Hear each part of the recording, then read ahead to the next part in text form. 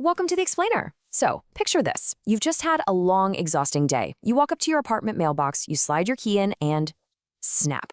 Or maybe it just completely refuses to turn. Well, congratulations, you're officially locked out of your own mail. It is incredibly frustrating, and honestly, if you live here in San Diego, you are definitely not alone in dealing with this. Okay, let's dive into this because your very first instinct is probably to head straight to the nearest hardware store, grab some generic lock off the shelf, and just fix it yourself, right? I mean, how hard could it be? But getting your mail back actually isn't quite that simple. You see, that big bank of mailboxes sitting in your neighborhood isn't just a basic metal cabinet. It's actually a highly regulated piece of equipment. What we're really talking about here is called a CBU, or a Clusterbox unit. That's the official industry term for those big banks of individual mailboxes you see at apartment complexes, townhomes, and multifamily buildings all over the place. You know the drill. You get one box, one lock, and one key. But here is the absolute critical part. These units are governed by strict federal USPS Title 39 regulations. They are literally federally regulated assets. That means there are massive restrictions on what kind of hardware can actually be used on them. So to get you sorted, here is your practical, no-fluff playbook for today. We're going to cover 1. The Clusterbox problem, 2. Who pays for the fix, 3. Federal rules and local rust, and 4. The exact steps to replace your lock. All right, let's jump right into part 1, the Clusterbox problem. It's basically federal hardware sitting right in your neighborhood. Now, to the naked eye, these cluster boxes look totally ordinary, right? They just blend perfectly into the landscaping of your condo complex. But unlike the standard deadbolts on your front door, which you might use, maybe 2 to 4 times a day, CBU locks are built to handle some serious, heavy-duty wear and tear. The USPS actually requires them to withstand over 100 open and close cycles per day. They're built to very distinct federal specifications, so you absolutely cannot just swap these out with a cheap, off-the-shelf alternative from a big box store. They simply aren't built to handle the same job. Moving on to part 2, who pays for the fix? Let's decode the financial responsibility here. This is usually where the arguments start, for sure. Actually, let me clarify this right away. There are 2 totally distinct types of locks on a CBU. First up is the front panel master lock. That's the one the postal carrier uses to swing the entire massive front panel open. That is 100% the property owner's responsibility to fix. Then, there's your individual resident lock. If that breaks just from normal wear and tear or some kind of mechanical defect, fixing it actually falls to the property owner or management company. The only time you, as the resident, should be footing the bill is if your lease specifically shifts that burden onto you, or obviously if you actively caused the damage yourself. So what are we talking about in terms of actual dollars?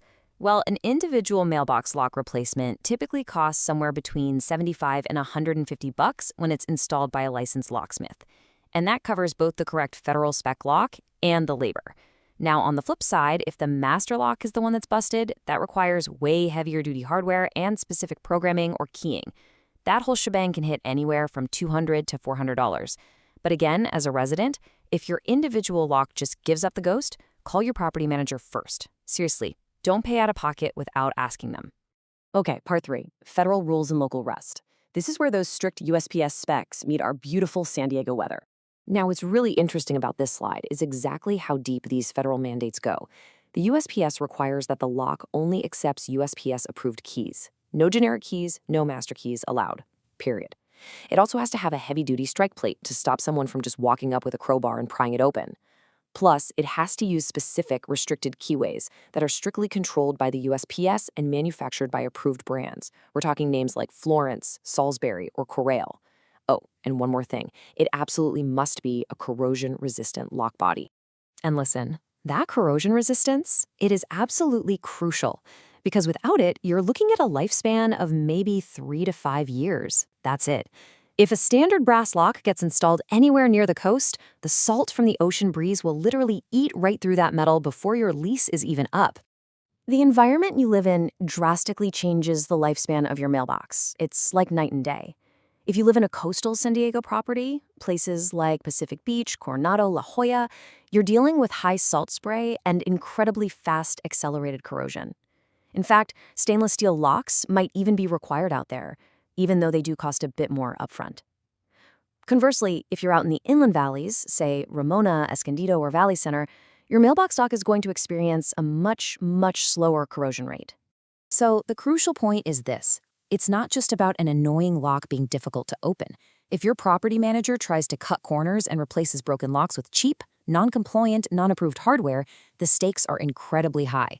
The USPS literally has the authority to fine the property operators, or worse, and this is wild, they can legally halt mail delivery to the entire address until the compliant locks are installed. It's rare for sure, but it is a very real consequence of ignoring Title 39 regulations. Which brings us to part 4. Steps to replace your lock. The literal no-fluff playbook. All right, let's walk through this. Step 1, get written permission. Remember, these boxes belong to the property, not you. Step 2, check the lock body to identify the manufacturer. It's usually just stamped right on it. Step 3, order the exact replacement match. It has to perfectly align with the keyway, the style, and the finish. Step 4, have the old, broken locks safely drilled and removed. And finally, Step 5, install and test. Honestly, a licensed locksmith can easily determine the correct keyway and handle all these steps for you without accidentally damaging the surrounding cluster box.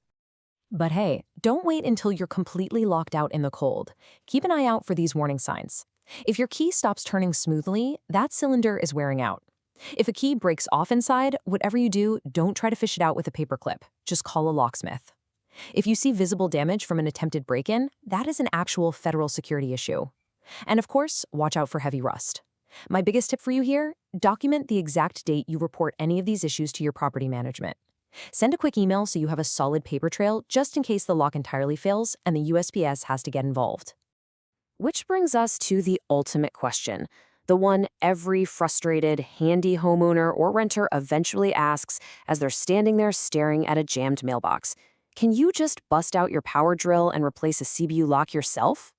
Well, the definitive answer is this. Renters absolutely do not touch it. You don't own the equipment. For property owners, technically, yes, you can, but only if you buy the exact approved lock. But fair warning here, a botched DIY job where you accidentally drill into the master panel is going to cost you way, way more than just calling a locksmith in the first place. You know, your mailbox is so easy to take for granted right up until the second you can't open it. But now you actually know the mechanics, the strict regulations, and the local environmental factors at play. So I want to leave you with this final thought to chew on. Are you treating your mailbox like a secure federal asset, or is it just a rusted liability waiting to cut off your mail? Check your locks, let management know if they're sticking, and ensure your mail stays secure. Thanks so much for joining me on this explainer, and I'll see you next time.